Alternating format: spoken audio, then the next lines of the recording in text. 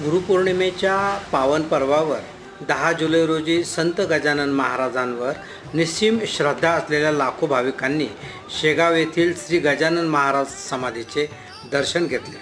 पहाटेपासूनच संतनगरीत भक्तांची मांदियाळी जमली होती.